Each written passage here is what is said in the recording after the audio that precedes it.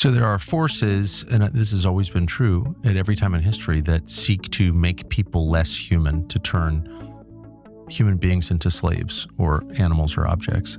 And privacy is the thing that prevents that. We tend to think of privacy as a luxury, something we trade for convenience or free apps. But Yanik Schrade, a cryptographer and privacy engineer, argues it is something far more fundamental. It is the only barrier standing between a free humanity and a digital cage. This is Synthesize, where we turn long podcast conversations into their most important ideas. The modern world feels overwhelming. Governments have infinite resources. Corporations have infinite data. It feels like the individual has no power. But Schrade begins with a startling insight about the nature of our universe. Physics, it turns out, is biased. It favors the secret keeper over the secret breaker. So what that means is that with a very little amount of energy, a minuscule amount of energy, a laptop, a battery, and a few milliseconds of computation, you can create a secret that not even the strongest imaginable superpower on Earth is able to, without your explicit granting of access, are able to recover. This is the asymmetry of encryption. It takes almost zero energy to lock a door mathematically, but it would take more energy than the sun produces to break that lock by force. Reality itself is designed to protect the individual if we choose to use the tools available to us. If the laws of physics favor privacy, why do we feel so exposed? Because we have been tricked into building our own prison. We accepted a deal: free access to the world's information in exchange for our behavioral data. But we misunderstood what that data was for. It wasn't just to sell us shoes. I can predict your behavior. I can utilize that to, in the most simple case, do something like serving you ads, right? But in more complex cases, I can do things like I can steer your behavior. I can literally control you. I can turn you into a puppet that does whatever I want. This is the core of surveillance capitalism. When an algorithm knows you better than you know yourself, it stops predicting your future and starts inventing it. You aren't just losing your data, you're losing your agency. For most of history, surveillance was expensive. It required manpower, so it was reserved for specific targets: criminals, spies, enemies of the state. That era is over. We have moved from tactical surveillance to something much darker. So tactical surveillance, that means that you specifically are being targeted. And that is in contrast to strategic surveillance, which is this idea of everyone is being surveilled. Let's just surveil everyone, collect every single bit of information, and store that for the entirety of human history. This is the shift from innocent until proven guilty to recorded until found useful. They don't need a reason to watch you anymore.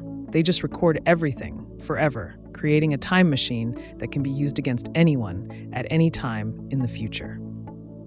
When governments ask for access to encrypted messages, they often use the language of safety. They say they need a back door to catch the bad guys. But Schrade explains that in the world of mathematics, there is no such thing as a door that only the good guys can open. Every time you're building a system where you add backdoor access so that someone in the future can decide to get access and take a look at what you're writing, right? What that invites is for everyone to do that, because a backdoor inherently is a security flaw. Encryption is binary. It is either secure against everyone or it is secure against no one. If you weaken the lock for the police, you weaken it for the cartel, the hacker, and the foreign adversary. You cannot compromise privacy without compromising national security. So how do we solve this? How do we use data to cure diseases or improve society without exposing our private lives to this dragnet? Schrade's company Arcium is working on a holy grail technology, the ability to compute on data without ever seeing it. Say we need to research a disease or whatever. Instead of taking that data and passing it to some company that will inevitably expose it, lose it, it will get leaked, or it will be used against those people, we encrypt it. Nobody ever has to share any information. This changes the fundamental assumption of the internet. Currently, to process data, we have to decrypt it. We have to open the envelope. This new technology allows us to read the letter while it's still in the envelope. We can have the benefits of big data without the nightmare of Big Brother. But this technology threatens existing power structures, and the reaction has been severe. Developers who write privacy software aren't just being criticized, they are being arrested. Schrade highlights the case of Roman Storm, a developer facing decades in prison simply for writing code that protects privacy. He made use of his inherent right for freedom of speech to build something that enables others to make use of their right for freedom of speech, right? Because that is, at the end of the day, the freedom of economic interaction, right? This is a critical precedent. If writing code is treated as a crime rather than free speech, we lose the ability to build the tools that protect us. It is an attempt to outlaw the mathematics of freedom itself. Nowhere is this battle more urgent than in our money. As we move toward digital currency, we face a binary choice. Will our money be a tool of independence or a tool of compliance? We're sort of at a crossroads. Do we want our money to enable us freedom of economical interaction, freedom of thought at the end of the day, because whatever we think we do, right, where we want to put our money where our mouth is, or do we want a monetary system that enables automatic subsequent action based on whatever activity you perform in your digital life? Automatic subsequent action is a polite way of saying programmable starvation. If your money can be turned off because you attended the wrong protest or bought the wrong book, you are not a citizen. You are a dependent. The ultimate cost of this system isn't just political or financial. It's spiritual. When we know we are being watched, we change. We perform. We lose the ability to be our authentic, uncurated selves. Just going onto a completely empty playground and just hopping onto the swing and just swinging there, right? If this person knew that he was being watched, he would never have done that.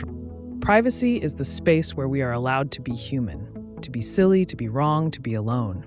Without that space, we are just actors on a stage, performing for an audience that never sleeps. Despite the threats, Schrade remains optimistic.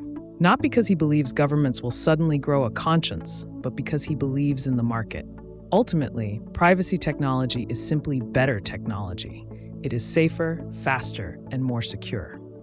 Privacy is only gonna get adopted if it enables strictly superior technology. And so that's what I'm doing. That's the mission. That's what I'm doing with Arcium, to enable a situation in which you have to adopt it, sort of, because it would be retarded to not do so.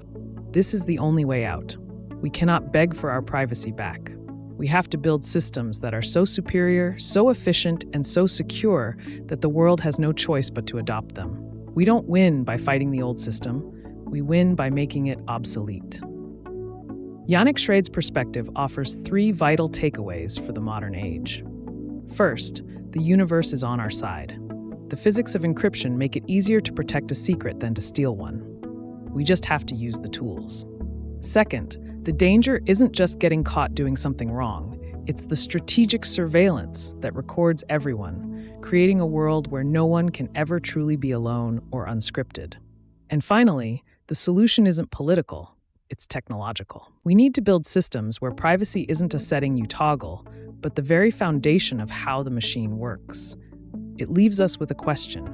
If you knew that every action you took today would be viewable by a stranger 10 years from now, how much of your life is actually yours? If this kind of breakdown helps you think differently, you'll probably enjoy the next video too.